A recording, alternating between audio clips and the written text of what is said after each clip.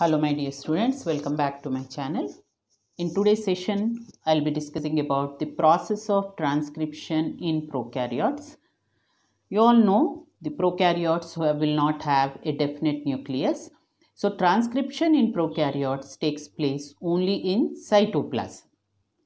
And already we defined what is transcription. It is synthesis of RNA from DNA.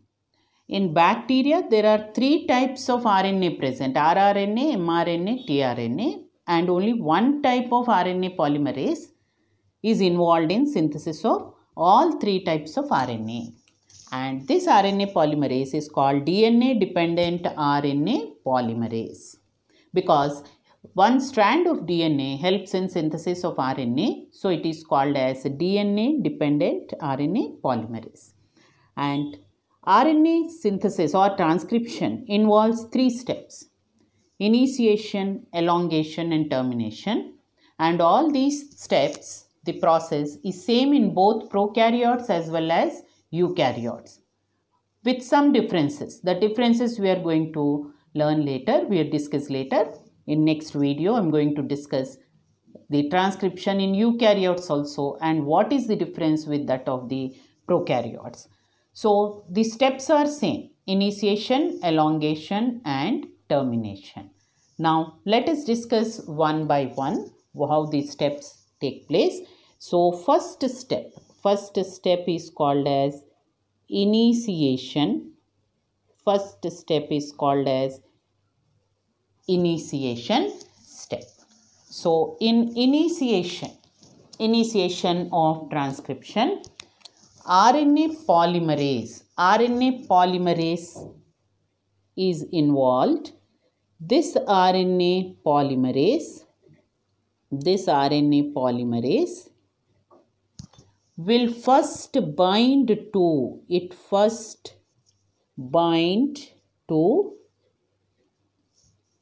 promoter region. Promoter region will identify the RNA polymerase. Already we discussed about the promoter sequence in case of prokaryotes.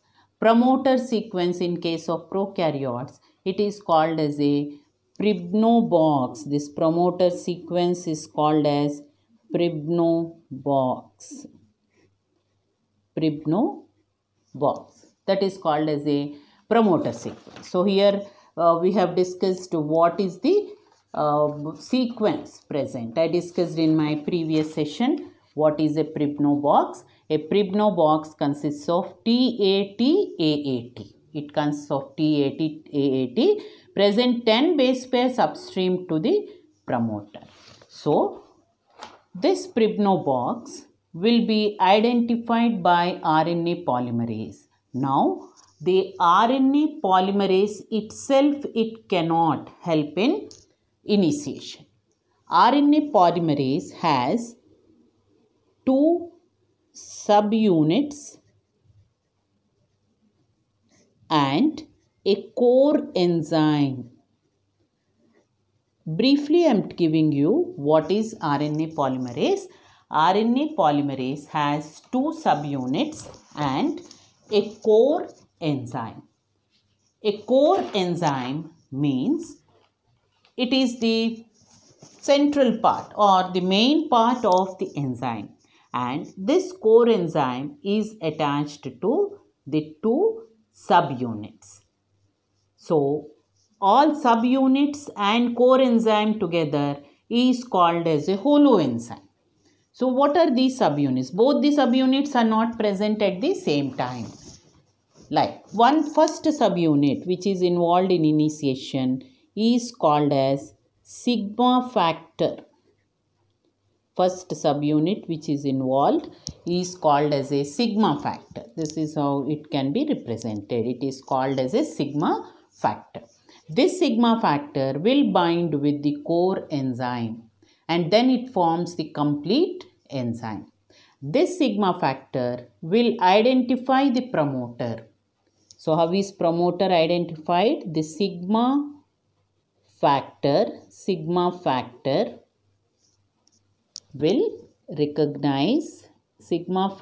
will recognize the promoter sequence, which is in the form of Pribnobox, which is in the form of Pribnobox, that is TAT-AAT. This will be identified, TAT8. This sequence, Pribnobox, which is identified by the sigma factor. So, once the sigma factor identifies this sequence, then from that process, the initiation will start. Initiation starts with unwinding of the two strands at that point. So, how does initiation start? Initiation starts with unwinding of the DNA. Starts with unwinding. Now, just the unwinding will start there at that point of initiation. Now, the next process, it is called as elongation. Now, once the initiation starts, here I have shown diagrammatically also in this diagram of initiation, we can identify this is a promoter region. This is RNA polymerase with sigma factor. This is identifying the promoter region. So, once it identifies, the process of initiation will start, and then at this point it will start unwinding. That is first called as a initiation. Now, during the second step, that is called as elongation. So, once the second step starts, that is elongation, this sigma factor will be separated. So, now let us see what happens during elongation. So, once the elongation starts, when it starts, sigma factor is separated. Sigma factor is separated once the elongation starts.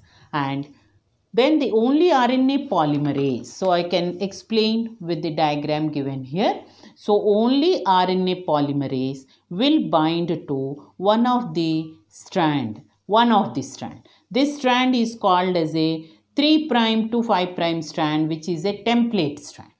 So, this RNA polymerase will bind to this strand and starts adding the nucleotides. It starts adding the nucleotides so that the mRNA is synthesized. So, how are the nucleotides added? Based on the complementary nature, whatever complementary sequences are present on the DNA strand, based on that, the mRNA will be synthesized and the nucleotides will be added. The RNA polymerase will move throughout the template strand. As it is moving, it keeps adding the new nucleotides.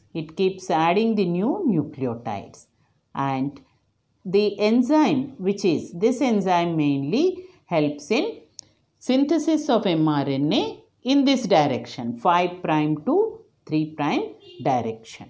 Template is in 3' to 5', but mRNA is synthesized in 5' to 3' direction. That is the main feature of elongation.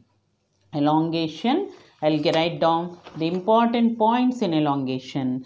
The first point is sigma factor will be separated and only core enzyme. What is the core enzyme? Only RNA polymerase. This RNA polymerase now binds to one of the strand, Which strand is that? The strand is in 3' to 5' direction and adds nucleotides. That means polymerization. It helps in polymerization. It adds nucleotides and forms mRNA. And the mRNA is synthesized. In 5'. In which direction? In 5' to 3' direction. That is the direction for synthesis of mRNA. And the speed with which the nucleotides are added for RNA synthesis, The speed of this, we call it as the speed of polymerization. This we call it as the speed of polymerization. The speed of polymerization is 40 to 50 nucleotides. 40 to 50 nucleotides per second. Per second. That is the speed of polymerization. So, the complete DNA's template strand is completely identified by RNA polymerase, and this RNA polymerase moves across the strand and keeps adding the nucleotides until it comes in contact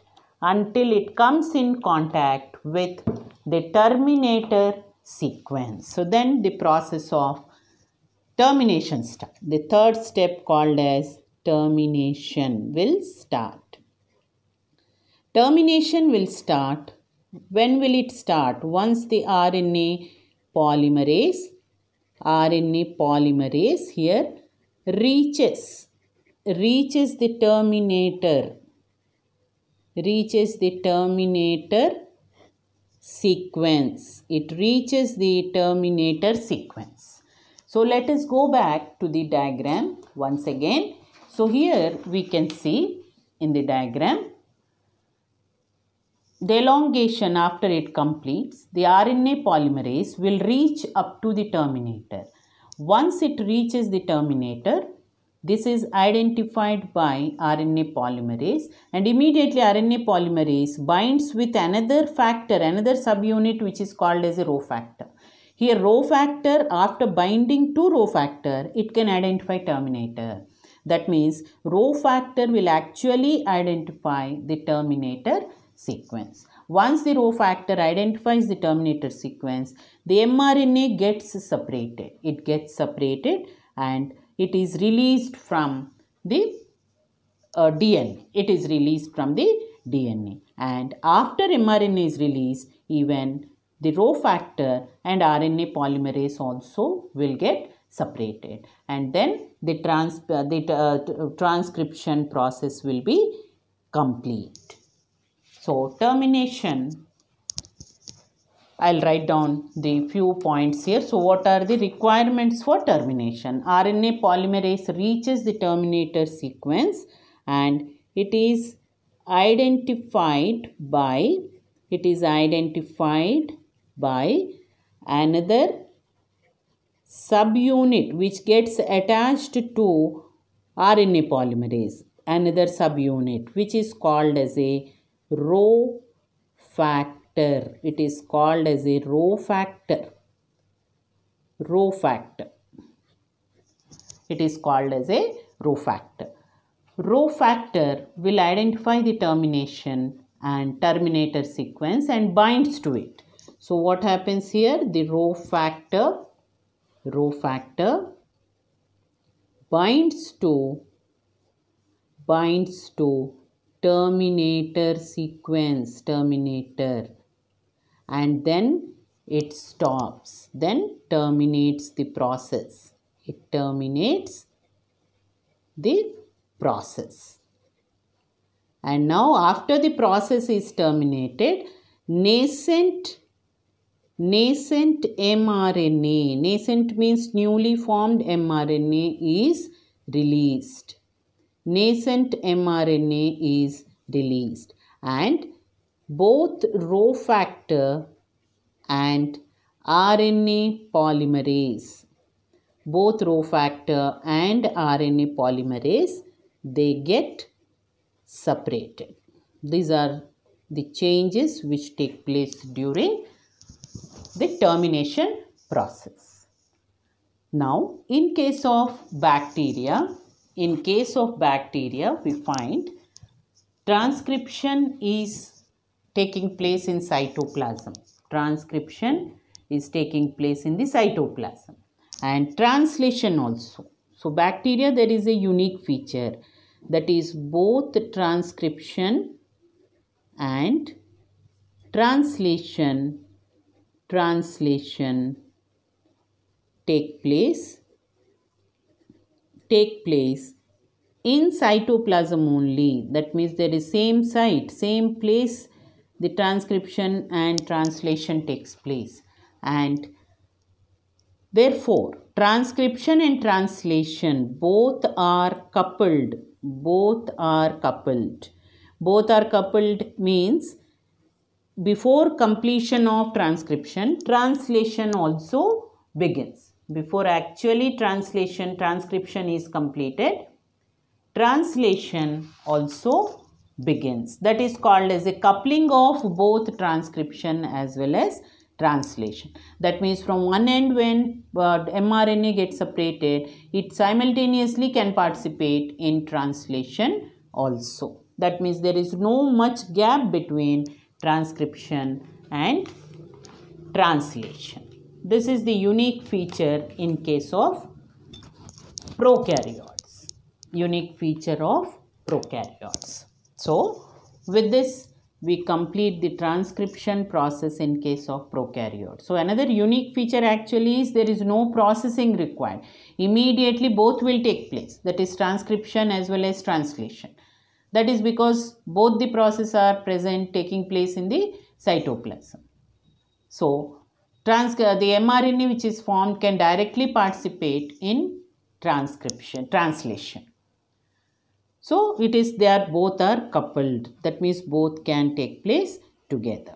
So, this is what is the transcription taking place in prokaryotes. Here I end my video, students, and any other my viewers. So, if you are watching for the first time, I want you to subscribe my channel so that whatever updates I give you, whatever videos I upload, you will be able to watch immediately. And also press the bell symbol given beside so that the notification you will be able to get first. So thank you very much. Have a good day.